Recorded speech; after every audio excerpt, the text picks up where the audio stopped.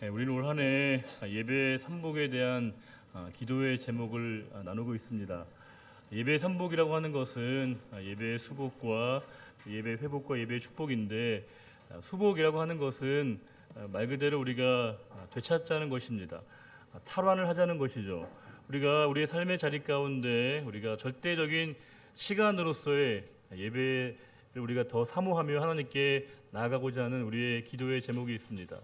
물론 우리가 여러 가지 바쁘고 힘든 일들이 많지만 그럼에도 불구하고 성도에게 예배보다 더 중요한 게 어디 있겠습니까? 그동안 우리가 조금 등한히 하고 조금 우리가 게을리했다면 절대적인 시간을 통해서 하나님 앞에 우리가 드려지는, 하나님께 우리가 드려질 시간의 확보, 시간의 탈환이라고 하는 예배의 수복을 함께 우리가 기도의 제목으로 삼고 있고요. 예배 회복이라고 하는 것은 우리가 예배를 드리는 것만이 아니라, 예배에 참여하는 것만으로 끝나는 게 아니라 예배를 드릴 때마다 성령님의 임재를 경험하게 되고 성령의 기름 부으심을 날마다 경험하게 될 때 예배가 우리를 회복시키는 그 경험, 그 체험의 자리에 우리가 있기를 원하는 기도의 제목이 있고요. 예배의 축복이라고 하는 것은 우리가 예배가 수단과 방법이 되는 게 아니죠. 예배 그 자체가 목적이 되어져서 예배를 우리가 그 자체로 누리고 즐거워할 수 있는 것, 예배가 그 자체가 축복임을 경험하는 이 세 가지의 우리가 예배 삼복을 함께 기도하고 있습니다. 그런데 우리가 예배 삼복에 대한 이 기도 제목은 궁극적인 목표가 있습니다. 우리가 예배 삼복을 통해서 우리가 도달하려고 하는 하나의 목표치와 방향이 있는데, 그것은 뭐냐면 우리가 온전한 예배자가 되는 것입니다. 우리가 바르고 참된 예배자가 되는 것이야말로 예배 삼복을 통해서 우리가 궁극적으로 도달하려고 하는 최종적인 우리의 예배자로서의 목표라고 하는 것입니다. 여러 차례 말씀드린 바이긴 하지만 요한복음 4장 보시게 되면 예수님께서 한 여인과 대화를 나누십니다. 그 여인과의 대화 가운데 대단히 중요한 이 예배에 대한 분명한 이해를 말씀하고 계신데, 그전까지 사람들에게 예배는 뭐였냐면요, 예배는 특정한 장소, 특정한 시간, 특정한 방식, 이게 예배를 좌우하는 결정적인 요소라고 생각을 했는데, 예수님이 그 여인과의 대화 가운데 진짜 중요한 건 예배자가 되는 것, 온전하고 참된 예배자가 되는 것이야말로 예배를 가장 결정짓는 가장 중요한 요소가 된다는 것을 이미 말씀해 주셨습니다. 여러 차례 우리가 인용한 말씀인데 한 번 더 보도록 하겠습니다. 요한복음 4장 19절 이하에서 이렇게 말씀을 주고 있습니다. 여자가 이르되, 여기서 여자가 바로 사마리아 여인입니다. 주여, 내가 보니 선지자로소이다. 우리 조상들은 이 산에서 예배하였는데 당신들의 말은 예배할 곳이 예루살렘에 있다 하더이다. 예수께서 이르시되, 여자여, 내 말을 믿으라. 이 산에서도 말고 예루살렘에서도 말고 너희가 아버지께 예배할 때가 이르리라. 너희는 알지 못하는 것을 예배하고 우리는 아는 것을 예배하노니 이는 구원이 유대인에게서 남이니라. 함께 읽겠습니다. 아버지께 참되게 예배하는 자들은 영과 진리로 예배할 때가 오나니 곧 이때라. 아버지께서는 자기에게 이렇게 예배하는 자들을 찾으시느니라.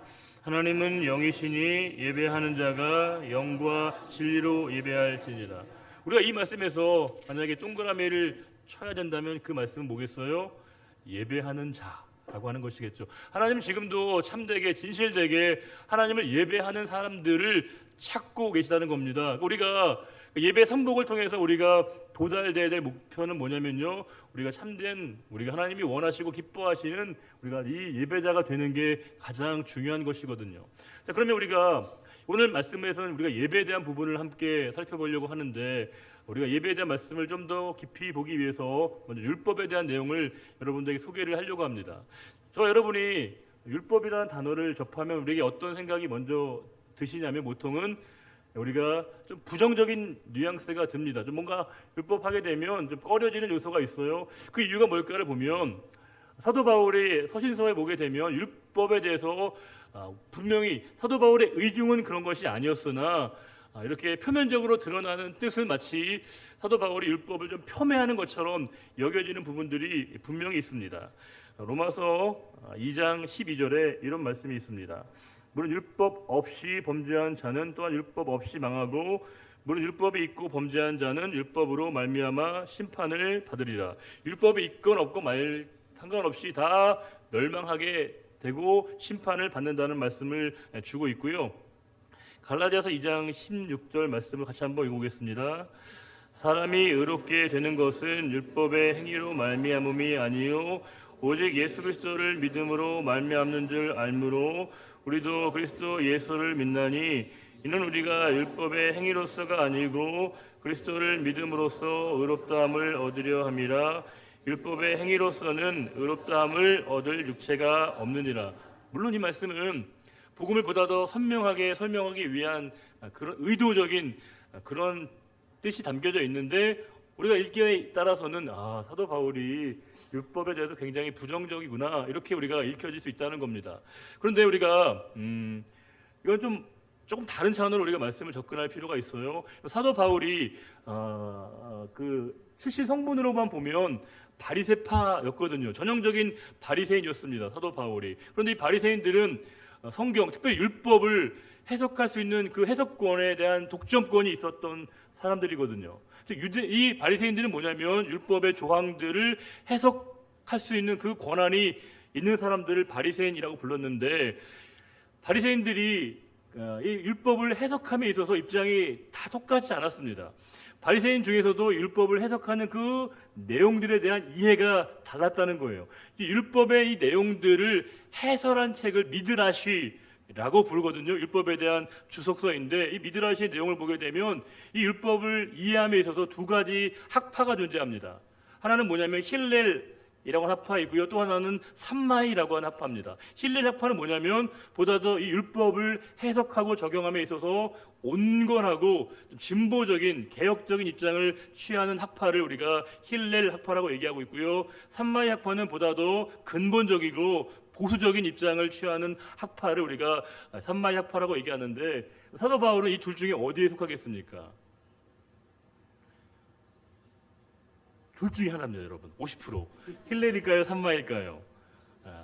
사도 바울은 힐렐 학파였습니다. 그러니까 사도 바울이 이후에 예수님을 만난 다음에 복음에 대한 새로운 이해를 하고 율법을 새롭게 정립해 나가는데, 그가 힐렐 학파라고 하는 것이 무관하지 않다는 겁니다. 그런 보다도 율법에 대해서 온건하고 진보적인 해석이 그가 말씀과 복음에 대한 이해에 다르게 되었다고 우리가 유추해보고 추정해볼 수 있는 것이죠. 우리가 분명히 율법을 대할 때 조금 우리가 부정적인 것처럼 여겨지는 부분이 있고, 구약의 내용들이 우리에게 꺼려지는 부분이 있지만 그렇지 않다는 거예요. 우리가 믿음은 전승이거든요.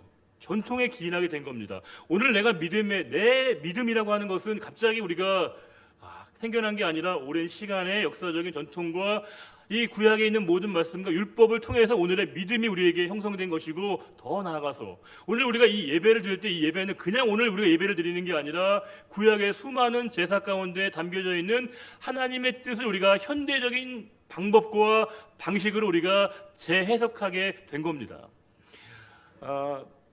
매년마다 보게 되면 서울대 김남도 박사 팀이 트렌드 코리아라고 하는 책을 발간을 하거든요. 저도 매년마다 이제 찾아서 읽게 되는데, 이제 한국 사회의 이 변화의 문화의 트렌드를 추적하는 그런 책인데, 이 책에서 보게 되면 2019년도에 한국 사회에 유행하게 될 중요한 키워드 하나를 얘기할 때 뉴트로라고 하는 단어를 소개합니다. 보통 우리가 레트로라고 하는 게 뭐냐면 우리가 쉽게 번역하면 복고 문화거든요. 어르신들이 지나온 과거의 문화, 상품, 이런 것들, 여러 가지 것들을 떠올리게 되면서 향수에 젖는 그런 유행을 하게 되는데, 요즘 젊은 아이들이면 안 되죠. 요즘 젊은 세대들은요, 굉장히 예전에 노래나 드라마나 상품을 접하지 않았지만 그 굉장히 열광적으로 반응한다는 거예요. 왜냐하면 이 아이들이 신기하거든요.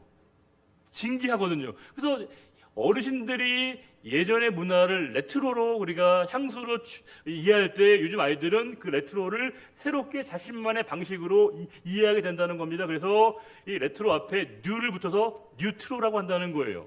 그러니까 과거의 전통과 상황들을 새롭게 재해석하고 인식하고 있다는 겁니다.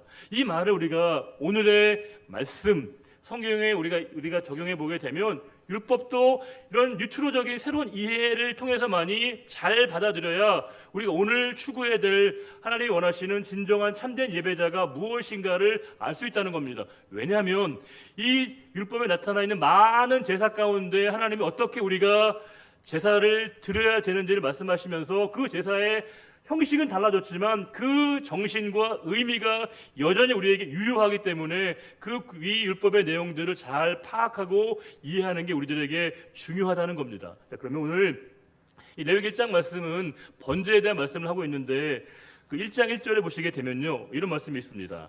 여호와께서 회막에서 모세를 부르시고 그에게 말씀하여 이르시되, 하나님이 모세를 부르셨다는 것인데 그 장소를 무엇이라고 명명하고 있냐면요, 회막이라고 얘기하고 있습니다. 회막은 우리가 알고 있는 단어로 얘기하면 뭘까요? 성막이죠. 성막은 성전 이전에 이스라엘 백성들이 광야 시기에 하나님을 제사했던 그 장소입니다. 그런데 여기서는 그 성막을 성막이라고 표현하지 않고 회막이라고 얘기하고 있다는 겁니다. 회막은 무슨 뜻이냐면요, 만남의 장소라는 뜻인 겁니다. 만남의 자리라는 거예요. 하나님이 예배를 정의하실 때 무엇이라고 말씀하시냐면요, 예배는 만남이라는 겁니다. 예배는 만남 이어야 한다는 것입니다. 예배는 누구를 만나느냐? 하나님입니다. 우리는 주보를 만나기 위해서 예배 나온 게 아니고요, 순서를 만나기 위해 나온 게 아니고요, 사람을 만나고 사람과의 교제가 필요하지만 절대적으로 우리가 만나야 될 분은 바로 하나님이시라는 겁니다. 목사를 만나기 예배 나온 게 아니시고요, 하나님을 만나기 위해서 그분을 우리가 대면하기 위해서 우리가 예배 가운데 나온 것입니다. 그런데 우리가 이 만남의 중요한 것은요, 이 만남의 장을 우리가 연 게 아닙니다. 우리가 이 만남의 자리를 우리가 만든 게 아니고요, 하나님께서 이 만남의 자리를 우리를 초대하시고 초청하셔서 이 만남이 우리에게 가능하게 된 겁니다. 우리가 신학적으로 우리가 이 예배를 사건이라고 얘기합니다. 사건. 왜 그러냐? 예배는 하나님과의 만남을 통해서 우리가 달라지고 변화되고 새로워질 수 있거든요. 만약에 우리가 하나님을 만남에도 불구하고 달라지지 못한다? 불가능하다는 겁니다. 이 예배 가운데 우리가 하나님을 만나면, 그분을 대면하면요, 반드시 우리가 달라지고 새로워지고 변화될 수 있다는 것입니다. 바로 그 만남이 오늘 예배의 가장 중요한 요소라고 하는 것을 오늘 말씀 우리들에게 이야기해 주고 있습니다. 그러면서 2절에 이렇게 얘기합니다. 이스라엘 자손에게 말하여 이르되 너희 중에 누구든지, 예배는 보편적입니다. 예배 보편적인 허용이죠. 누구나 다 예배를 드릴 수 있습니다. 그런데 누구나 다 예배를 드릴 수 있지만 아무나 예배자가 되는 건 아닙니다. 하나님의 은혜를 갈망하고 사모하고 하나님의 만남을 기대하는 자에게 예배가 예배일 수 있는 것입니다. 오늘 우리는 그런 기대감이 우리에게 필요한 것이죠. 그런 사모하는 마음을 가지고, 열려진 마음을 가지고 예배하는 자에게 예배가 예배될 수 있다는 거예요. 그런데 그 예배자가 그냥 나오지 않지 않습니까? 제사를 드리는 사람이 몸만 나온 게 아니라 반드시 뭘 가지고 나온 거예요? 제물이죠. 그런데 1장 2절에 이렇게 얘기하고 있습니다. 여호와께 제물을 드리려거든 가축 중에 소나 양으로 예물을 드릴지니라. 소나 양이나 비둘기로 드릴 수 있는데 중요한 건 가축 중에서 드리라고 하는 겁니다. 사냥해서 잡아드는 게 아니라 사서 매매해서 오는 게 아니고요, 가축입니다. 가축은 뭐예요? 집에서 길러야 되죠. 시간을 요하는 겁니다. 정성을 요하는 것이고요, 관심이 필요하게 된 겁니다. 즉흥적으로 임의적으로 얻어낸 것이 아니라 오랜 시간이 걸리고요, 관심을 두고 애지중지한 것으로 하나님께 제물을 드리라는 겁니다. 우리가 예배는 그런 거죠. 예배는 내가 가장 소중한 것을 하나님께 드리는 겁니다. 보편적으로 일찍 예배에 참석하신 분들, 오신 분들과 멀리서 오신 분들이 비교적 은혜를 더 많이 받는다고 우리가 흔히 얘기를 합니다. 이유가 뭘까요? 거리 병산제인가요? 여러분? 어때요? 하나님의 은혜는 시간이거든요. 시간을 통해서 이미 준비된 겁니다. 하나님이 그 마음을 이미 읽으신 것이죠. 그 시간을 하나님이 그냥 간과하지 않으시고 그 마음과 정성을 통해서 드려진 그 마음에 드려진 그 우리의 중심의 예배를 하나님이 받으신다는 것입니다. 우리가 이 예배 가운데 이스라엘 백성들이 하나님이 요구하신 것이 가축으로 드린다는 것은 그만큼 자신에게 소중한 것을 하나님께 드리는 우리의 마음이 필요하다는 것이 예배 가운데 얼마나 중요한 요소인가를 얘기해주고 있습니다. 그러면서 이렇게 얘기하고 있습니다. 뒤에 그 번제라고 되어 있는데 그 예물이 소의 번제란 말은 재밌어요. 번제라는 건 뭐냐면 이렇게 태우는 제사거든요. 우리가 번제, 소제, 화목제, 속죄제, 속건제 이 5대 제사의 종류라고 얘기해요. 중요한 5대 제사인데 뒤에 화제라고 하는 것은 제사의 종류를 얘기하는 게 아니고요. 제사의 방식, 방법, 불로 태웠다 이게 화제거든요. 근데 지금 이 번제의 중요한 게 뭐냐? 우리 태운다라고 생각을 해요. 영어로도 burnt offering입니다. 태우자는 의미가 강조된 거죠. 그런데 사실 이 번제에서 진짜 중요한 건 뭐냐면 번제로 제물을 하나님 앞에 드릴 때 뭐가 생기죠? 제물을 태우면 연기가 생깁니다. 그 연기가 어떻게 돼요? 하나님께 향기로운 냄새로 올라가는 거죠. 재밌는 건 이 히브리어로 이 번제가 뭐냐면 올라입니다. 올라. 재밌지 않으세요? 하나님께 이게 연기가 올라간다는 거예요. 실제로 그런 게 아니라 이 히브리어가 그렇다는 겁니다. 그럼 이 번제로서의 제사 가운데 담겨져 있는 예배가 중요한 게 뭐냐? 예배는 철저하게 내가 태워지는 겁니다. 완전한 헌신을 의미하는 거거든요. 나는 지워지는 게 예배라는 거예요. 내가 지워지게 되고 하나님이 드러나시고 나타나시는 게 예배라는 겁니다. 나는 없어도 상관이 없어요. 그러나 하나님만이 높임을 받으시고 그분이 드러나시는 자리가 바로 예배라는 겁니다. 내 노력과 내 노고는 지워지고요. 철저하게 하나님이 영광을 받으시고 높임을 받으시고 하나님이 조명을 받으시는 것, 하나님의 광채와 임재가 드러나는 것, 그게 바로 예배라고 하는 것을 우리들에게 오늘 말씀은 분명하게 이야기해 주고 있습니다.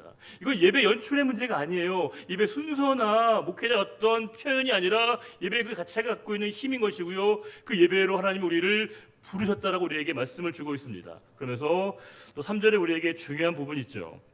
그 예물이 소의 번제이면 흠없는 수컷으로 회막문에서 여호와 앞에 기쁘게 받으시도록 드릴지니라. 이 예물을 하나님 앞에 기쁘게 드려야 된다는 겁니다.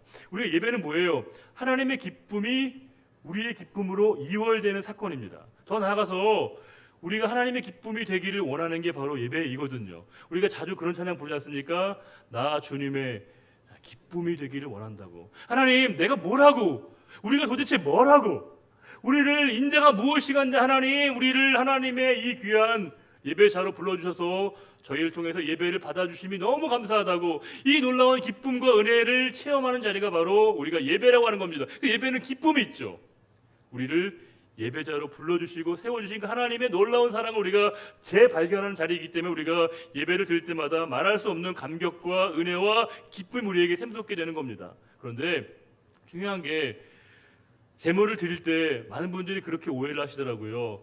실제로 그 사람이 제물을 가지고 제사장에게 맡기면 제사장이 모든 이 제사의 과정과 절차를 집례한다고 생각하시는데 그렇지 않아요. 실제로 제사장이 하는 일은 대단히 부분적이고 보조적입니다. 그 피를 가지고 번제단에서 뿌리는 건 제사장이 하는 거예요. 그러나 그 모든 일체의 대부분의 공정은 누가 하는 거냐면요, 본인이 하는 거예요. 스스로 하는 겁니다. 특별히 오늘 말씀 보시게 되면요, 그 제물 위에 번제물 위에 안수할지니 이런 말씀이 있는데 이 안수하다는 말이 사마크 야도인데 사마크 야도는 뭐냐면요, 손을 이렇게 얹는 게 아니에요. 안수하다는 건 이걸 꽉 누르는 거예요. 왜 누르겠습니까? 제물에게 자기의 죄를 전가하는 것이죠. 제물을 드리지만 실제로 제물을 드리는 게 아니라 나 자신을 드린다는 의미가 그 가운데 담겨져 있는 것이에요. 제물된 나를 하나님 앞에 드린다는 게 이 번제 안에 담겨져 있는 예배자의 우리의 고백이라고 하는 겁니다. 우리가 예배 안에 많은 순서가 있어요.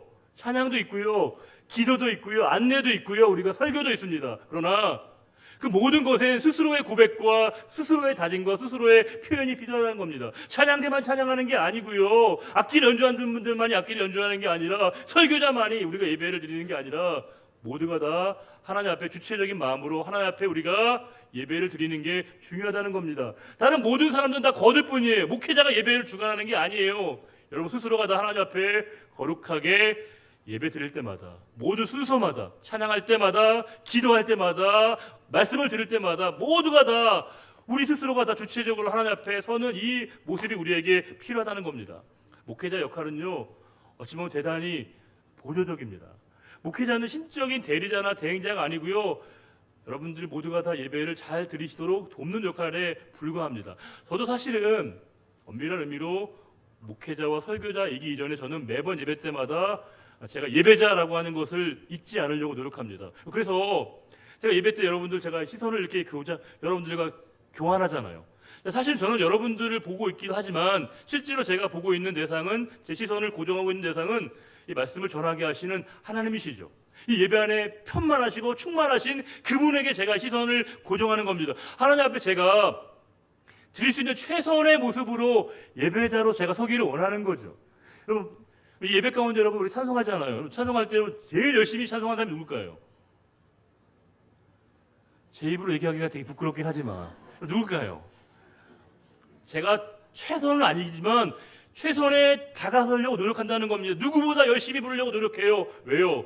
저는 하나님 앞에만 기쁨이 되기를 원하거든요. 그분에게 제가 드릴 수 있는 최선의 목소리로 하나님 앞에 예배를 드리기 원한다는 겁니다. 우리가 예배를 드릴 때 나 혼자만 은혜를 받으면 안 되거든요. 앞뒤에 계신 분들과 좌우에 계신 분들이 함께 예배 가운데 함께 은혜를 누리도록 우리가 이 연합하는 마음으로 하나님 앞에 우리가 예배가 필요하다는 겁니다. 그런데 중요한 건 우리가 이런 모든 노력과 모든 수단을 다 강구한다고 하더라도 그럼에도 예배가 예배되는 건 아니라는 겁니다. 예배를 예배로 결정해 주시고 판단해 주시고 인정해 주시는 분은 누구냐? 하나님이시라는 거예요. 그분만이 이 예배를 결정할 수 있는 권한이 있습니다.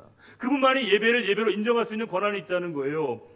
1장 5절에 이런 말씀이 있습니다. 4절부터 보시게 되면 그는 번제물의 머리 안수할지니 그를 위하여 기쁘게 받으심이 되어, 이 받으심이 된다는 말이 수동태이거든요. 우리가 예배를 좌우할 수 있는 게 아니라는 거예요. 기쁘게 받아주시는 하나님에 의해서만이 예배가 될 수 있는 것입니다. 우리의 노력이 필요해요. 최선이 필요해요. 그러나 최선이 예배를 보장하는 게 아니라는 겁니다. 우리의 노력이 예배로 확정짓는 게 아니라는 거예요. 오직 하나님만이 예배를 받으실 수 있는 유일한 권한이 있다는 겁니다. 가끔 이제 야외 예배를 드릴 때 성도님들이 이제 그런 부탁을 하시더라고요. 저는 보통 그 예배를 행사용 예배라고 제가 부르는데, 왜냐하면 이제 성도님들이 그렇게 부탁하셔요. 꼭 물어보신 질문이, 목사님 예배 얼마나 하실 거냐고. 예배 얼마나 하실 거냐고. 그 질문의 요지는 뭘까요? 최대한 짧게 해달라는 거 아는데 마음이 좀 불편해요. 왜냐하면 아예 그러면 직접적으로 설교를 얼마나 할 거냐 물어보시면 저 괜찮을 것 같아요. 오히려. 그런데 설교를 짧게 해달라는 말은 목사에게 굉장히 좀 부담이 될 것 같으니까 애둘러서 한다는 게 예배 시간을 얘기하시는데, 실제로 목사에게 불편할 정도의 여러분들이 신경 쓰시는 분이라고 한다면 예배 그 자체에 진짜 받으시기에 합당하신 우리가 하나님을 생각한다 한다고 할 때 과연 우리가 누구를 위해서 예배를 드리냐는 겁니다. 우리가 흔히 그런 말 하잖아요. 누구를 위하여 종은 울리할 때 그 말을 저는 차용해서 과연 우리가 누구를 위해서 예배를 드리고 있나, 그런 생각이 듭니다. 우리가 혹시 여러분들이나 저나 예배를 드리고 있긴 한데, 예배 드리고 난 이후에 하나님을 만나지 못하고 집에 돌아가셔도 우리가 괜찮다고 생각하시는 것은 아닐까 싶습니다. 혹은 하나님을 만나지 못하고 그분의 임재를 경험하지 못하고 가도 무방하지라고 생각하시는 건 혹 아닐까 두렵습니다. 우리 가운데 명목상의 그리스도인들이 많아진다는 말을 흔히 듣거든요. 이렇게 많은 분들이 예배를 드림에도 불구하고 세상에 나가면 예수 믿는 사람이 별로 안 보인다는 거예요. 다 명목상의 그리스도인들이 너무 많다는 거죠. 이름뿐인 그리스도인들이 너무 많다는 겁니다. 혹은 우리가 예수 믿는다고 하면서도 너무 뻔뻔해질 때가 있고요. 또 우리가 잘못에 대해서, 죄에 대해서 우리가 지나치게 우리가 태연해지기까지 하고요. 우리가 잘못을 저지름에도 불구하고 우리가 회개하거나 우리가 참여하지 않는다는 겁니다. 저는 오랫동안 그 이유가 참 궁금했습니다. 도대체 우리에게 왜 그런 모습이 고착되어야 될까? 왜 우리가 그렇게 할 수밖에 없을까? 우리는 참 묘하게 이중적 사고를 할 때가 있습니다. 뭐냐면 우리는 실수지죠. 상대적으로 우리가 간단한 실수는 우리가 굉장히 엄격합니다. 되게 가혹해요. 그런데 명백한 죄와 악과 불의에 대해서, 잘못에 대해서 우리가 너무 관대합니다. 너무 쉽게 용서해줘요. 심지어 그것을 은혜라는 표현으로 다 덮어주려고 할 때가 있다는 겁니다. 우리가 실수할 수 있잖아요. 실수는 굉장히 우리가 가혹하게 지적하고요, 뭐라고 하는데, 진짜 잘못을 우리가 쉽게 용서하고 우리가 그것을 관대하게 여길 때가 있다는 겁니다. 예전에 섬기던 교회에서 거기서 이제 담임 목사님이 설교만 하시고 예배 인도 사회는 부목사님들이 돌아가면서 예배를 인도하셨는데, 이제 어느 한 부목사님이 이제 인도가 끝나시고 뒤에 이 자리에 이렇게 앉아 계셨어요. 담임 목사님 말씀을 쭉 전하고 계신데, 이 목사님이 좀 전날에 많이 피곤하셨나 봐요. 잘 못 주무셔가지고. 근데 이제 앉아있는 저희들 되게 불안하잖아요. 왜냐하면 이분이 되게 힘들어하시는 게 느껴지니까. 근데 너무 힘겨워하시는 이 사투를 벌이다가 본인을 놓아버리는 순간이 되게 된 겁니다. 그래서 이제 이 예배하다가 앞으로 꼬꾸라진 거예요. 얼마나 저희들이 당황스럽고, 담임 목사님 설교하시다가 뒤를 보면서 굉장히 막 당황해하시고 되게 놀랐거든요. 안타깝죠. 그런 일 있으면 안 되죠. 그런데 그건 실수 아닙니까? 이해하려고 하는 게 아니라 이해해 줄 수 있다는 겁니다. 진짜 문제는 뭐냐면, 그분이 예배 가운데 눈을 감고 있다는 게 아니라 우리가 혹시 예배 가운데 마음의 눈을 감고 있는 것은 아닌가. 우리에게 말씀을 보게 하시고 듣게 하시고만 우리가 마음의 문을 꽉 닫고 그분을 받아들일 준비가 되어 있지 않는 것, 무엇이 더 중요한 것입니까?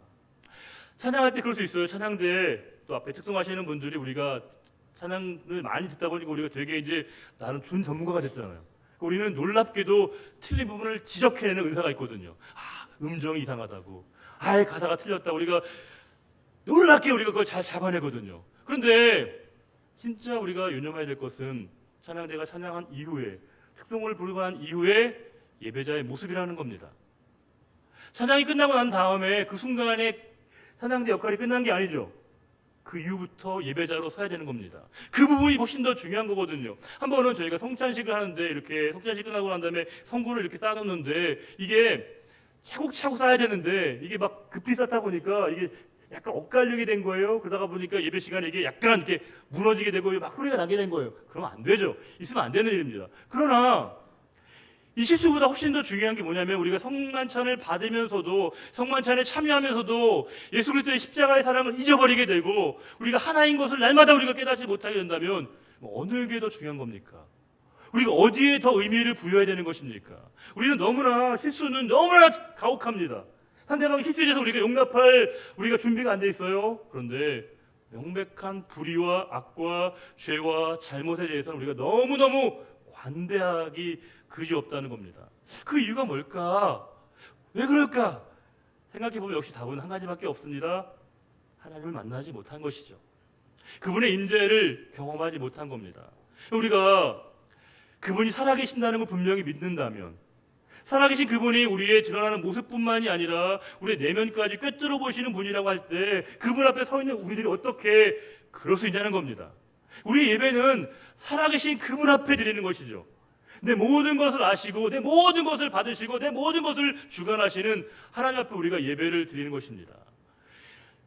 제사라고 하는 것, 번제로서의 제사는 사실은 쉬운 일이 아니었습니다. 왜냐하면 대부분의 일들을 본인이 스스로 해야 됐거든요. 짐승의 껍질을 벗겨야 됩니다. 가죽을 스스로 벗겨야 되고요. 각을 하나하나 떠야 됩니다.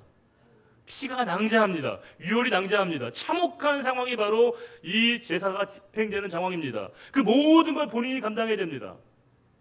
예전에 아버지께서 갑자기 쓰러지고 난 다음에 중풍으로 쓰러지셨을 때 사방에서 이제 여러 가지 민간요법에서 많은 정보를 듣다 보니까 이제 어머니도 여러 얘기를 듣다가 어떤 분들이 오리 피가 좋다.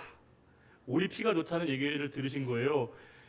살아있는 생선도 잘 못 만지시는 분이신데 그 몸에 좋다는 얘기를 들으시고 어머님이 이제 그 오리를 사다가 오리를 이렇게 잡으시는 걸 제가 이렇게 눈에 봤습니다. 제가 그게 너무 끔찍해서 제가 잊혀지지가 않는 거예요. 어떻게 어머니가 그렇게 하셨을까 싶거든요. 그런데 제사는 이거보다 비교가 안 됩니다. 선혈과 피가 낭자합니다. 그리고 각을 떠야 되는 그 모든 일들을 해야 됩니다. 참혹한 현장이죠. 참담한 현장입니다. 근데 이 참혹한 현장을 통해서 제사를 드리고 예배 참석하는 분들이 뭘 느끼겠습니까? 뭘 느껴야 되는 겁니까? 죄의 심각성이죠. 죄가 이렇게 무서운 것이구나, 죄가 이렇게 끔찍한 것이구나라고 하는 걸 깨달으면서 이 제물이 대신 하나님 앞에 드려짐으로 말미암아 자신의 죄를 용서해 주시는 하나님의 은혜와 사랑을 예배 가운데 발견하게 된 것입니다. 물론 저와 여러분 지금 이 시간 다시 제사를 드릴 필요가 없고요. 동물을 우리가 잡을 이유도 없습니다. 왜냐하면 우리 주님께서 한 번에 모든 것을 다 해결해 주셨습니다. 그 주님의 놀라운 사랑의 의미가 이 가운데 담겨져 있습니다. 우리의 예배가 예배로 인정받을 수 있는 단 한 가지 이유는 뭐냐? 예수 그리스도의 대속의 피의 공로라고 하는 것입니다. 그분의 십자가의 능력으로 인해서 우리가 이 시간도 예배를 하나님 앞에 드릴 수 있는 것이죠. 그 십자가의 놀라운 사랑으로 말미암아 하나님이 우리를 죄와 사망으로부터 건져주시고요, 우리를 영원한 하나님의 자녀로 관계를 회복시켜 주신 것입니다. 그러하기에 십자가는 고통과 아픔의 의미만이 아니라 그 이상으로 십자가는 자기를 부인하는 것입니다. 십자가의 본질은 바로 자기를 부인하는 것이죠. 우리가 무엇이기에 하나님 앞에 예배할 수 있는 겁니까? 우리가 무엇 때문에 하나님 앞에 나갈 수 있는 겁니까? 우리는 그 어떤 이유와 어떤 상황을 당한다고 하더라도 하나님 앞에 나갈 수 없어요. 그런데 예수 그리스도의 피로 말미암아, 십자가의 능력으로 말미암아 우리가 하나님 앞에 설 수 있음을 깨닫는 이 자리에 서게 되는 것, 그것이 바로 십자가가 갖고 있는 능력이자 위대함이라고 하는 겁니다. 하나님은 이런 예배 우리에게 기대하시고 바라신다는 겁니다. 이 예배를 통해 하나님 앞에 우리가 나아가기를 원하신다는 겁니다. 우리 오늘 이 번제로 드려지는 예배를 통해서 저와 여러분에게 말씀하시고 참다운 예배자를 찾으시는 그 하나님의 부르심 앞에 온전히 응답하시는 우리 모두가 되시기를 우리 주님의 이름으로 축복합니다. 기도하겠습니다. 아버지 하나님, 그 하나님의 놀라운 사랑을 십자가를 통해서 날마다 깨닫게 됩니다.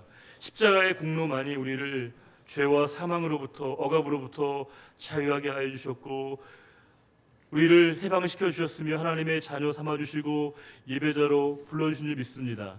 우리가 이 놀라운 사랑을 받았사오니 이 사랑으로 주님께 예배하게 해주시고 헌신으로 예배할 수 있도록 도우시고 하나님과의 만남을 기대하며 사모하며 날마다 이 두렵고 떨림으로 하나님 앞에 나아갈 수 있는 우리들 모두가 되게 하여 주시고 이 은혜를 받았사오니 이제 삶으로 나아갑니다. 삶의 현장으로 나아갑니다. 우리가 거룩한 번제물로서 하나님이 기뻐하시는 그 자리에 쓰임받는 우리 모두가 되기를 바라오며 언제나 이 예배를 받으시기에 합당하신 우리 주님 예수 그리스도의 이름으로 감사하며 기도드리옵나이다. 아멘. 다같이 일어나셔서 오늘 광복절을 맞아서 우리 나라 사랑하는 마음으로 애국가 1절부터 4절을 대창하시겠습니다.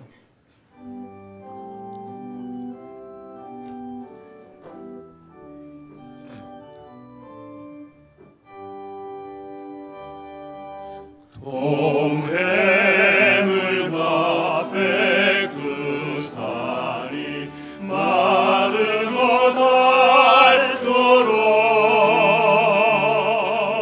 하나님이 보응하사 우리나라 만세